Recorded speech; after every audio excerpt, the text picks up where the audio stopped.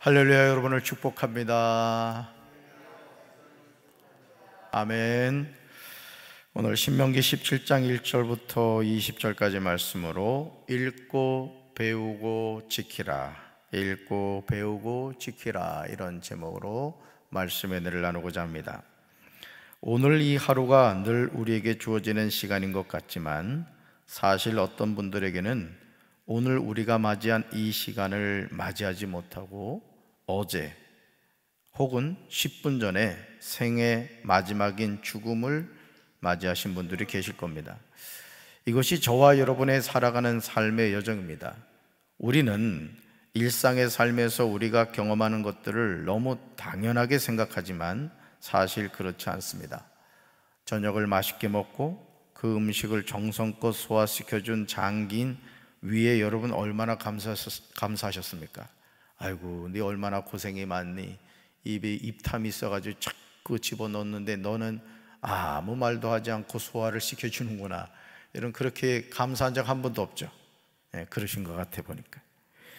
우리는 쉼없이 먹어대는 많은 음식을 우리 장기인 위가 한 번도 불평하지 않고 자신에게 주어진 소화의 사명을 묵묵히 감당한다는 것을 생각지 않고 살아갈 때가 많습니다. 그러므로 인생을 행복하게 살기 원하는 분들은 언제나 오늘, 지금 최선을 다해서 살아갑니다. 이것은 우리 아버지 하나님을 섬김도 마찬가지입니다. 우리는 내일도 하나님께 예배드릴 수 있다, 그러니까 다음부터 예배 잘 드리면 되지, 이런 생각을 합니다. 내일부터 열심히 신앙생활을 하겠다고 하죠. 근데 여러분 아십니까? 마귀는 항상 내일부터 열심히 해, 내일부터 예배 잘 드리면 돼, 내일부터 헌신하면 돼, 우리에게 이렇게 미혹한다는 것이죠. 이런 생각은 마귀가 주는 생각입니다. 나에게 주어진 유일한 시간은 지금입니다. 이 시간 주님을 바르게 예배하고 섬기지 않으면 내일은 없다는 거죠. 그래서 우리는 매 순간 자신에게 주어진 시간을 선용하고 하나님께 예배드릴 수 있을 때 영과 진리로 하나님께 예배드려야 할 줄로 믿습니다. 그러므로 신명기 17장 1절에서 우리가 하나님께 어떤 것을 드려야 하는지 분명하게 말씀하십니다. 같이 읽습니다. 흠이나 악질이 있는 소와 양은 아무것도 내 하나님 여호와께 드리지 말지니 이는 내 하나님 여호와께 가증한 것이 됨이니라. 아멘. 우리가 하나님께 무엇인가를 바친다는 것 자체만 해도 얼마나 귀한 일입니까? 그러나 감사함으로 하나님께 무엇인가를 바칠 때 우리 스스로 점검해야 하는 것이 있다는 거죠. 하나님께 바치는 제물에는 흠이 있거나 악질 있는 소와 양은 아무것도 바쳐서는 안 된다라고 말씀하십니다. 왜냐하면 그런 제물은 하나님이 역겨워하시기 때문에 그렇습니다. 마치 우리가 하나님을 향해서 그냥 주는 대로 받으세요, 뭐 그렇게 말이 많아요. 뭐 그런 마음은 갖지 않겠지만 그런 행동을 할 수 있다는 것이죠. 다음으로 2절부터 7절을 보시면 다른 신들을 섬길 경우에 관한 내용이 나옵니다. 먼저 2절과 3절을 보시면 구체적인 내용이 나옵니다. 같이 읽습니다. 내 하나님 여호와께서 내게 주시는 어느 성중에서든지 너희 가운데 어떤 남자나 여자가 내 하나님 여호와의 목전에 악을 행하여 그 언약을 어기고 가서 다른 신들을 섬겨 그것에게 절하며 내가 명령하지 아니한 이럴 성신에게 절한다 하자. 아멘. 하나님 주시는 땅에서 마땅히 하나님만을 섬겨야 할 하나님의 택함 받은 백성이 하나님의 목전에서 악을 행하여 하나님과 맺은 언약을 어기고 가서 다른 신들을 섬긴다는 거죠. 그 신들에게 절을 합니다. 하나님이 명령하지 아니한 이럴 성신에게 절을 합니다. 이럴 경우 모세는 그런 사실이 알려짐으로 듣게 되었을 때 자세히 조사해 보라고 명령합니다. 그런 다음 만일 그 일과 말이 확실하여 이스라엘 중에 이런 가증한 일을 행함이 있으면 5절부터 7절의 내용으로 악을 제거하라고 분명하게 제시하고 있습니다. 악을 제거하라. 우리는 모세가 말하는 이 내용이 끔찍하게 느껴집니다. 그러나 하나님을 떠나서 다른 신들을 섬기는 행위는 하나님을 대적하는 행위이기 때문에 생각해 볼 가치도 없다는 것이죠. 오늘 여러분, 우리가 이 신앙생활 하면서 성경적인 가치관을 가져야 됩니다. 아멘. 세상적인 가치관을 갖게 되면 자꾸 우리의 신앙생활이 변질이 됩니다. 변질이. 우리는 변화를 받아야 될 사람이지 변질되면 안 될 줄로 믿습니다. 여러분, 상한 음식을 먹지 않잖아요. 그렇죠?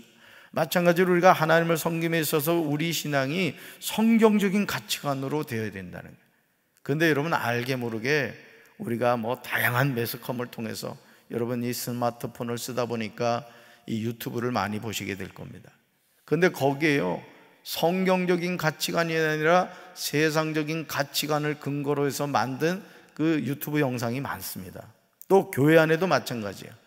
교회가 그냥 부흥하면 된다, 이런 세상적인 인본주의 논리로 수단과 방법을 가리지 않고 막 그냥 사람을 끌어모으려고 한다는 거죠. 전도 많이 한다는 어느 목사님은 몇 명을 전도하면은 뭐를 선물로 준다느니, 물론 그 의도는 생각은 좋겠습니다만은 정말 우리가요, 이 교회 안에 알게 모르게 인본주의가 아주 스물스물 들어와 있는 경우가 많습니다.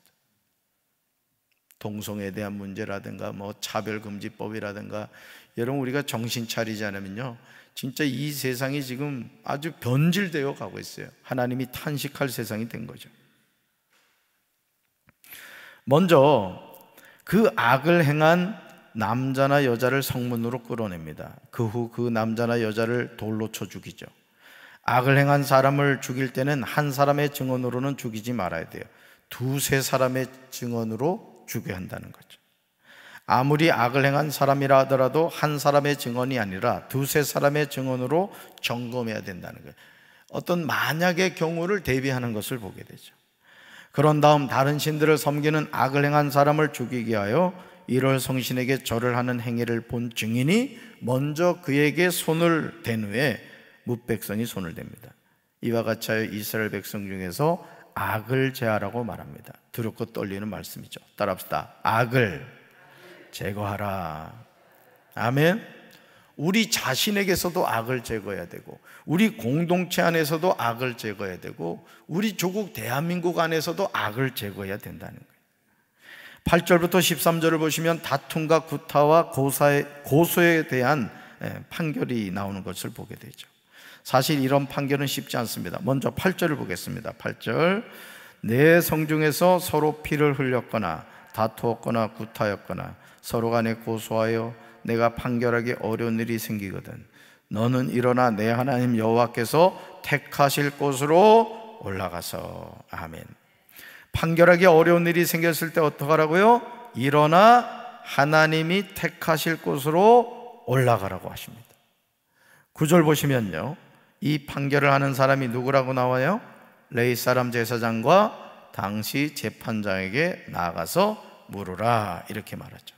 그러면 그들이 어떻게 판결할지를 가르쳐 준다고 합니다. 10절 보시면 이렇게 나오죠. 10절 같이 읽습니다. 여호와께서 택하신 곳에서 그들이 내게 보이는 판결의 뜻대로 내가 행하되 그들이 내게 가르치는 대로 삼가 행할 것이니. 아멘. 또 11절에서 중요한 사실을 전하죠. 같이 읽습니다. 곧 그들이 내게 가르치는 율법의 뜻대로 그들이 내게 말하는 판결대로 행할 것이요 그들이 내게 보이는 판결을 어겨 좌로나 우로나 치우치지 말 것이니라. 아멘.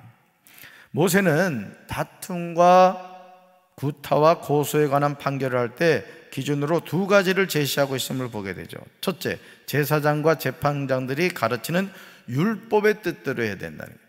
그러니까 하나님의 백성은 항상 뭐가 있다? 기준이 있다. 그 기준이 뭐다? 하나님의 말씀이다라는 거예요. 말씀이다. 둘째, 제사장과 재판장들이 말하는 판결대로 행해야 된다는 거죠. 어떤 이 권위죠. 하나님이 세워주신 권위의 문제다라는 거예요. 여러분, 그 엘리 제사장이요, 그 한나가 자녀를 낳지 못해가지고 막 속으로 막 그냥 웅얼거리며 기도했더니 독주를 끊으라. 제사장이 얼마나 영적으로 혼탁해 있었으면 와서 기도하는 사람을 보고 술 취한 줄 알고 술을 끊으라고 했겠어요. 그랬더니 한나가 뭐라 그래요? 아마 보통 여자 같았으면 팔 걷어붙이고 뭐 이런 제사장이 다 있어? 네가 제사장이야? 이랬을 텐데 아닙니다. 제가 너무너무 마음이 지금 괴로워서 하나님께 기도했습니다. 그랬더니 엘리 제사장이 뭐래요? 하나님이 네 소원대로 이루어 주시길 원하노라. 아마 엄청 미안했을 거야. 그렇죠? 근데 어떻게 돼요? 진짜 엘리 제사장의 그 말을 듣고 한나가 가가지고요, 그 다음부터 얼굴에 수색이 없었다 그랬어요. 그러니까 제사장의 권위를 한나가 받아들인 거예요. 그리고 엘리 제사장의 그 선포대로 한나가 누굴 낳게 돼요? 사무엘을 낳게 되는 거예요. 그러니까 여러분들이 이 강단에서 하나님의 말씀이 전해질 때 여러분이 그 말씀을 하나님의 말씀으로 들으시기 바랍니다. 네, 그러셔야 돼요. 그래야 여러분이 영원히 살고 축복을 받습니다. 그러니까 사람을 바라보지 말라는 거죠. 아셨죠? 할렐루야. 자, 보세요. 그래서 어떤 경우에도 제사장과 재판장들이 보이는 판결을 어겨 좌로나 우로나 치우치지 말아야 된다라는 거예요. 나라도 이게 법이 무너지면 안 됩니다. 교회도요, 질서가 무너지면 안 돼요. 가정도 그렇잖아요. 가정도 여러분, 우리 아내분들이 남편의 권위를 이렇게 세워줘야 돼요. 또 부모님의 권위를 존중해야 됩니다. 이 자녀들 앞에서 부모님을 하대하고 막말하고 그러면 여러분 기억하세요. 여러분 자녀가 똑같이 여러분한테 그렇게 할 겁니다. 항상 부모님은 이렇게 예의로서 이렇게 섬기고 그래야 되는 거예요. 자, 이렇게 말하면서 12절에 보시죠. 12절에 판결에 불복종하는 사람에 대한 처리 방법을 제시합니다. 이런 판결에 대해서 다 받아들이지 않잖아요. 이 불복종하는 사람도 있을 거라는 거죠. 12절에 읽습니다. 사람이 만일 무법하게 행하고 내 하나님 여호와 앞에 서서 섬기는 제사장이나 재판장에게 듣지 아니하거든 그 사람을 죽여 이스라엘 중에서 악을 제하여 버리라. 아멘. 자, 제사장과 재판장들이 판결을 했단 말이에요. 그런데 그 판결에 불복종하는 사람은 어떻게 해라? 죽여버리라. 담임 목사 말 안 들으면 어떡하라고? 이제 예를 들어 그렇단 얘기예요. 갑자기 떠는 분 몇 분 계셔. 오늘 진짜 설교가 죽여주는 설교예요, 진짜 막. 하나님의 말씀에 순종하고 순종하지 않는 것은 삶과 죽음을 가르는 중요한 선택임을 우리는 잊지 말아야 돼요. 또 실제 그렇잖아요, 여러분. 우리가 하나님의 자녀로 살아간다는 게 뭐죠? 여러분, 하나님의 자녀로 살아가는 게 뭐예요? 우리 그냥 막 되는 대로 살아가는 인생이 아니란 말이죠. 하나님의 자녀로 살아간다는 것은 기준이 있는데 그 기준이 뭐다? 하나님의 말씀입니다. 그래서 하나님의 말씀대로 순종하는 사람이 구원을 받게 되죠. 영생을 얻게 돼요. 천국을 가게 되는 거예요. 할렐루야. 그러니까 여러분, 하나님의 말씀에 대해서 사실, 의미, 적용, 이게 큐티라고 그랬죠? 사실, 의미, 적용. 그러니까 오늘도 이 말씀이 그렇구나, 내가 하나님의 말씀에 순종하면 내가 사는구나, 내가 하나님의 말씀에 불복종하면 죽게 되는구나, 이걸 우리가 깨달아야 된다는 거죠. 판결을 하는 사람은 어떤 경우에도 좌로나 우로나 치우치지 말아야 되고요, 판결을 받은 사람은 그 판결에 절대적으로 순복해야 됩니다. 그러니까 이 판결하는 사람도 똑바로 해야 되고 판결을 받은 사람도 똑바로 해야 된다는 거죠. 이렇게 함으로써 이스라엘 온 백성이 듣고 두려워하여 다시는 무법하게 행하지 아니할 것이라고 대답합니다. 저는 이런 판결과 순종이 우리에게 필요하다고 믿습니다. 그래서 여러분들이 하나님의 백성이 어떻게 살아가느냐, 주의 말씀을 따라 살아가는 거예요. 아멘. 그러니까 여러분들이 이걸 늘 기억하셔야 됩니다. 하나님의 말씀이 내 삶의 기준이 되는구나, 내가 그 말씀대로 살아갈 때 내가 사는 길이구나, 이걸 우리가 깨달아야 된다는 것이죠. 14절부터 20절을 보시면요, 이스라엘의 왕에 대한 규례가 나옵니다. 하나님이 주신 땅에서 왕을 세워야겠다는 생각이 들었을 때 15절부터 17절에서 그 많은 내용이 나옵니다. 15절부터 17절에서요. 자, 한번 보세요. 여러분 성경을 보세요. 15절부터 17절인데 첫째, 어떻게 하라 그랬어요? 반드시 하나님이 택하신 자를 왕으로 세워야 된다. 아무나 세워서는 안 된다는 거예요. 하나님이 택하신 자를 왕으로 세워야 된다. 둘째요, 형제 중에 한 사람을 택하여 세워야 된다는 거예요. 여러분, 왕을 2명을 세워놓는다 생각해 보세요. 그 나라가 제대로 운영이 되겠습니까? 셋째, 뭘 많이 두어서는 안 돼요? 병마를 많이 두어서는 안 된다. 여러분, 병마를 많이 둔다는 것은 뭘 의미하죠? 하나님을 의지하지 않고 군사력을 의지한다는 뜻이. 그럼 안 돼요. 넷째, 아내를 많이 두어서는 안 된다. 왜요? 나라를 이끌어가는 왕이 아내를 많이 두면 어떻게 되겠어요? 정사는 보지 않고 맨날 엉뚱한 짓만 하게 된다 이거죠. 다섯째, 자기를 위하여 은금을 많이 쌓지 말아야 된다라는 것이죠. 모세는 이 5가지 기준을 제시하면서 하나님의 택함을 받은 왕으로서 승승장구할 수 있는 비결을 18절부터 20절에서 제시하고 있어요. 저는 하나님의 자녀로 살아가는 저와 여러분에게 주시는 하나님의 말씀이라고 믿습니다. 하나님의 택함을 받은 사람이 왕위에 올랐을 때 가장 먼저 해야 하는 일이 뭐냐? 여러분 18절부터 20절 보세요. 첫째, 뭐죠? 율법서의 등사본을 레위 사람 제사장 앞에서 책에 기록하는 거예요. 둘째, 평생에 자기 옆에 두고 읽어 그의 하나님 여호와 경외하기를 배우라는 거예요. 그러니까 뭐예요? 하나님의 말씀의 책을 갖고 있으라는 거예요. 첫 번째는. 그러니까 오늘날로 말하면 뭐예요? 성경책을 가지고 있어라, 이런 뜻이에요. 두 번째는 성경책만 가지고 읽지 말고 그거 가지고 뭐 해라? 읽고 하나님 여호와 경외하기를 뭐 하라? 배우라, 이거 배우라. 그러니까 여러분들이 이 성경책을 갖고 있다는 건요, 그러니까 이렇게 생각하면 됩니다. 이게 로또 500억보다도 더 큰 거라고. 뭐 표정이 별로 안 그런 것 같아. 여러분, 이 세상에서 진리의 말씀은 성경밖에 없습니다. 우리 영혼이 살고 죽는 길을 제시하는 책은요, 성경밖에 없어요. 이게 1400년 동안 40여 명의 저자가 성령의 감동으로 기록된 책이 성경입니다. 여러분, 책 한 권이 1400년 동안 쓰여진 책 봤습니까? 40여 명의 저자가. 근데 놀라운 사실은 창세기부터 요한계시록까지 이 책이요, 한 목표점을 향해서 쫙 나가고 있다는 거예요. 성경의 주인공이 누가 그랬어요? 예수 그리스도란 말이야. 구약 성경은 뭐고요? 오실 메시아. 신약 성경은 오신 메시아, 그리고 재림하실 메시아예요. 이 중심의 메시지가 쫙 펼쳐져 있어요.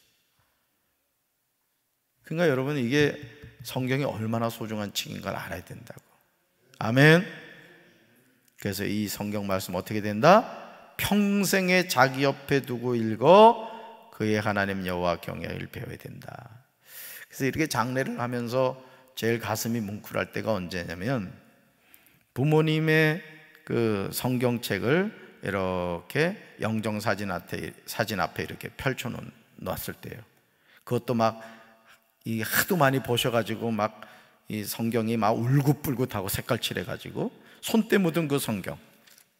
그리고 여러분, 장례할 때는 시편 23편 말씀이나 요한복음 3장 16절 말씀을 펼쳐놓으면 좋아요. 또 평소 어머니가 아버지가 좋아하시던 은혜 받은 성경 구절을 펼쳐놔도 좋습니다. 그러니까 여러분, 그 조문 오는 분들이 그 볼 때마다 어떤 생각이 들겠어요? 야, 이분이 참 열심히 신앙생활 하셨구나, 하나님을 경외하는 분이셨구나. 그렇잖아요. 그게 느껴지는 거예요. 그게 엄청난 어떤 예수님을 전하는 그 홍보 수단이 되기도 하죠. 자, 첫째, 뭐라 그랬어요? 율법서의 등사본을 레위 사람 제사장 앞에서 책에 기록하고, 둘째가요, 평생에 자기 옆에 두고 읽어 그의 하나님 여호와 경외하기를 배웁니다. 셋째, 이 율법의 모든 말과 이 규례를 지켜 행하게 합니다. 읽는 것으로 끝나서는 안 된다는 거예요. 배우는 것으로 끝나서는 안 된다는 거예요. 지켜 행하며 살아야 된다는 거예요. 할렐루야. 그러니까 쉽게 말씀드리면은, 여러분들이 음식을 말이요, 열심히 준비했어, 그냥 막. 저도 어제 저기 집에 딱 들어갔더니 말이죠, 냄새가 좋은 거야. 그래서 야, 오늘 맛있게 먹겠다. 웬걸 줘주려고 한 게 아니라 인해주려고 한 거 있지. 그러니까 그러면 안 된다는 것이죠. 하나님의 말씀을 읽고 배우면 반드시 어떻게 된다? 지켜 행해야 된다. 음식은 준비했으면 입으로 넣어야지 맛있지. 아멘? 깨달아지시죠? 이것이 하나님의 부름을 받은 왕으로서 중요한 덕목입니다. 이런 삶을 살아갈 때요, 신명기 17장 20절의 복을 받게 돼요. 저는 저와 여러분이 이런 하나님의 은혜를 누리며 살게 되시기를 주님의 이름으로 축원합니다. 20절 읽습니다. 그리하면 그의 마음이 그의 형제 위에 교만하지 아니하고 이 명령에서 떠나 좌로나 우로나 치우치지 아니하리니 이스라엘 중에서 그와 그의 자손이 왕위에 있는 날이 장구하리라. 아멘. 이스라엘 중에서 그와 그의 자손이 왕위에 있는 날이 장구하리라.